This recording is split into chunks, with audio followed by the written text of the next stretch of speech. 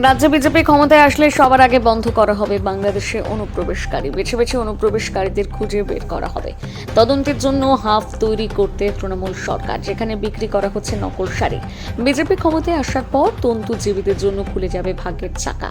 সঠিক দামে আসল তাঁতের শাড়ির জন্য একাধিক ব্যবস্থা করবে বিজেপি সরকার। বর্তমানে গোটা পশ্চিমবঙ্গ জুড়ে চলছে লুটপাটের সরকার। 2026-এর বিধানসভা নির্বাচনে ক্ষমতায় আসতে চলেছে বিজেপি। রবিবার নদিয়ার শান্তিপুরে তাঁত শিল্পী সম্মেলনে যোগ দিয়ে এমনই মন্তব্য করলেন কেন্দ্রীয় বস্ত্রমন্ত্রী গিরিরাজ সিং। আর কি বললেন শোনাবো।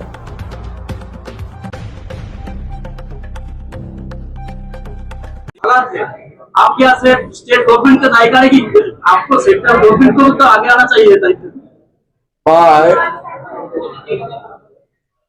बिना राज्य सरकार का टेक्सटाइल इंडस्ट्री चलता है क्या? कभी पूरे आजादी के समय बंगाल इंडस्ट्री का हब था। आज ममता बनर्जी के राज में बंगाल से मजदूर पलायन कर गए, उद्योग पलायन कर गया, कोई आना नहीं चाहता है। हमारी सरकार आएगी, पुनर्जीवित करेगी। इंडिया मार्किट जो चुटकी हुआ है मार्किट, उस बारे में जो सामने आ रहा है कि दवाई का दाम और कृषि खेत में जो कृषक है हम लोगों का, उसमें हाल बनेगा। और इस वजह से जो सामने आ रहा है पीयूष गोयल बोल रहे हैं कि शिल्पों के, भारत के जो शिल्प है उसमें देशीय कृषक का जो फाट है उसमें जो सामने आ रहा है कि ये जो चुटकी हो रहा है मार्च की मिडिल में ये सामने आएगा। क्या बोलना चाहेंगे? आने दीजिए पहले।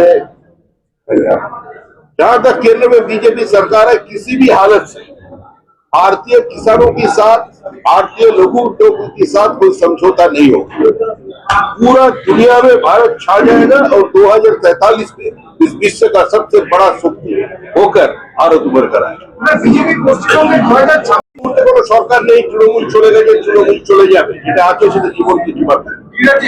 তৃণমূলের বিদায় নিশ্চিত। আর আমরা যেটা সংকল্পপত্র করেছি, যাতে প্রত্যেক এই সরকার যাতে সর্বব্যাপী সর্বস্পর্শী হতে পারে, সেই জন্য আমরা এই প্রসেসের মধ্যে দিয়ে 18 তারিখ পর্যন্ত মানুষের প্রত্যেকটা ছোট কথা, ছোট ব্যথাগুলোকে একত্রিত করবার চেষ্টা করি। লাগানোর জন্য একজনকে গ্রেপ্তার করা হয়েছে, উত্তরপ্রদেশের বাসিন্দা। উত্তরপ্রদেশের বাসিন্দা বিজেপি পোস্টার লাগানোর জন্য মালদাতে তাকে গ্রেপ্তার করা হয়েছে।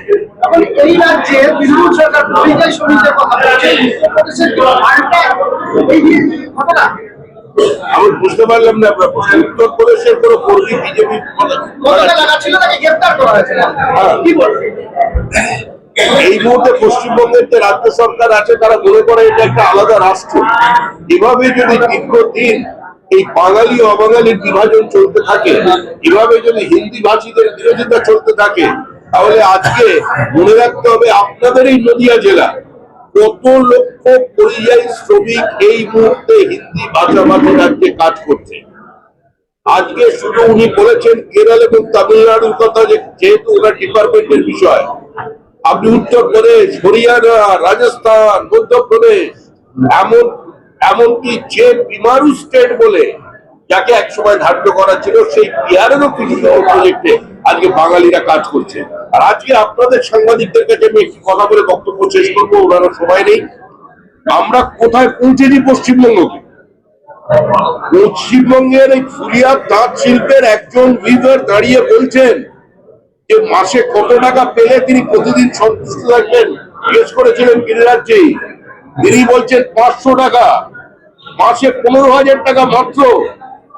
ভারতবর্ষের বিভিন্ন প্রান্তে একজন রাজমিস্ত্রির কাজ যারা করে তাদের মিনিমাম ওয়েজেস হচ্ছে 950 টাকা। সেই কাজ মানুষকে কেন করতে?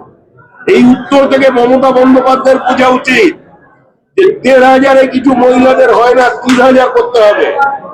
এর থেকে ওনার বোঝা উচিত যে উনি 5,000 টাকা মাসে দেবার বলার কথা পরেও কেন আজকে নদিয়ার মানুষ ট্রেন ভর্তি করে অন্য রাজ্যে চলে যাচ্ছে। जो हमारे पार्टी के अध्यक्ष हैं प्रदेश के, मैं उनसे निवेदन करूंगा कि आज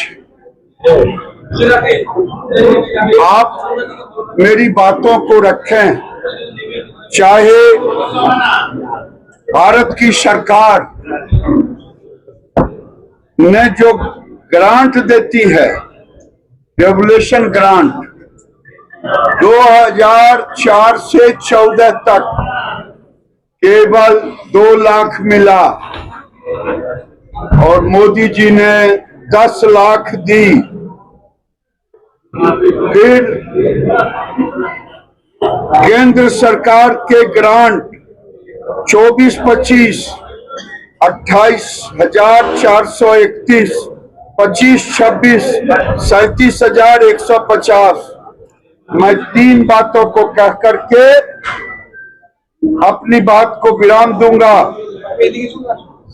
केवल मैं बंगाल का रेलवे बजट आपके सामने रखता हूं और एग्जाम्पल 10 साल में यूपीए की सरकार ने बंगाल में रेलवे का बजट केवल 4,380 करोड़ दिया। मोदी जी ने इस साल 15,000 करोड़ देने का काम किया बंगाल के। और वही नहीं, अगर आप देखेंगे इंफ्रास्ट्रक्चर के लिए उन्होंने दुनिया भर का दिया, चाहे 4 नई अमृत भारत ट्रेन दिया, वही नहीं 9 वंदे भारत ट्रेन दिया। जितना मैं कहूं वो कम होगा। अब मैं आता हूं अपने विभाग के ऊपर। देश के अंदर 35 लाख बीभर हैं, उसमें 7 लाख से ऊपर बीभर केवल बंगाल में थे। उसमें 1 से 1.5 लाख बीभर निकल गए।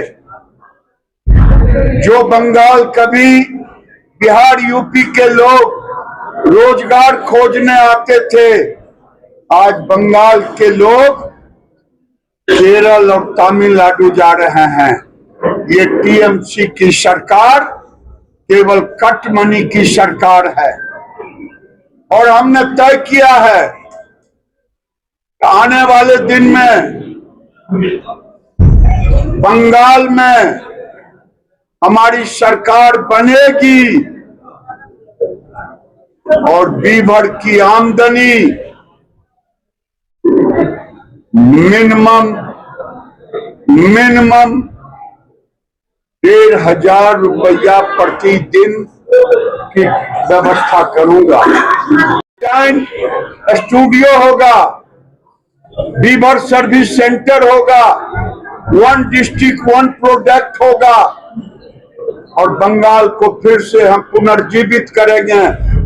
आज नकली जामदानी चल रहा है और इनके सरकार के सेंटर पर पावरलूम के कपड़े हैंडलूम के नाम पर बेचे जा रहे हैं। 5.5 करोड़ मीटर कपड़ा खरीदा जाता है स्कूल ड्रेस के लिए। हमारी सरकार बनेगी, हैंडलूम बीभर 100% रिजर्व करेंगे। केवल वही नहीं, हम 60 वर्ष से ऊपर के हैंडलूम बीभर को पेंशन भी देने का काम करेंगे। वही नहीं, यहाँ का शांति पूरी साड़ी विदेश जाएगा, चाहे जामदानी हो, शांतिपुरी हो, बालूची हो। यूएसए में हमने बनाया है हब एंड स्पॉक मॉडल। जो हमारे बीभर रहेंगे वो अपने प्रोडक्ट का फोटो फिर उसको भेजा जाएगा, फिर कपड़े जाएंगे। उसी तरह यूरोप में बनाना है। आने वाले दिनों में मैं इतना ही कहूंगा, भारत की सरकार एक तरफ इंफ्रास्ट्रक्चर पर खर्च कर रही है।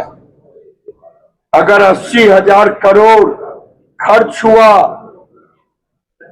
रूरल डेवलपमेंट में 4 से 14, तो आप देखेंगे भारत की सरकार ने जो खर्च किया वो 2,73,000।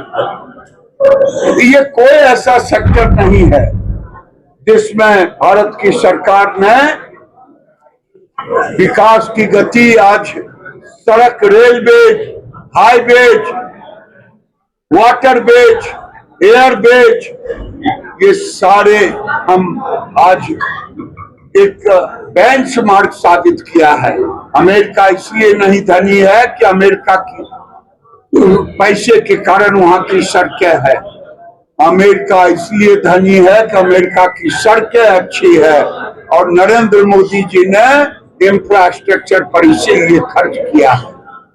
हमने दोनों चीज लिया है, भारत के हैंडलूम के बीवर, ये हमारी ताकत है पूरी दुनिया में, और इसको हम अभी 56 देशों में जो हमारा एक्सपोर्ट एफटीए हुआ है, उन देशों में हम, बंगाल का मसलिन कभी नामी था, आज क्या कारण है? हम इन सारे चीजों को ऊंचाई तक ले जाएंगे और ले जाकर के बंगाल को फिर से पुराना बंगाल बनाएंगे, लेकिन साथ में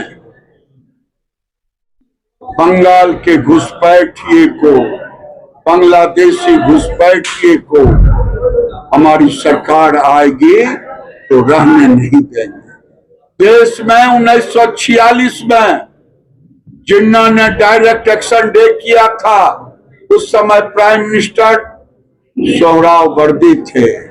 आज यहाँ टीएमसी की सरकार है सोहरावर्दी के रूप में, लेकिन भूले नहीं, अब बंगाल का नौजवान, बंगाल की बहन काली दुर्गा बन करके, बंगाल का नौजवान गोपाल पाठा बन करके इन बांग्लादेशियों को हम खदेड़ने का काम करेंगे, और अगली सरकार भारतीय जनता पार्टी की होगी, नहीं तो ये बांग्लादेश बना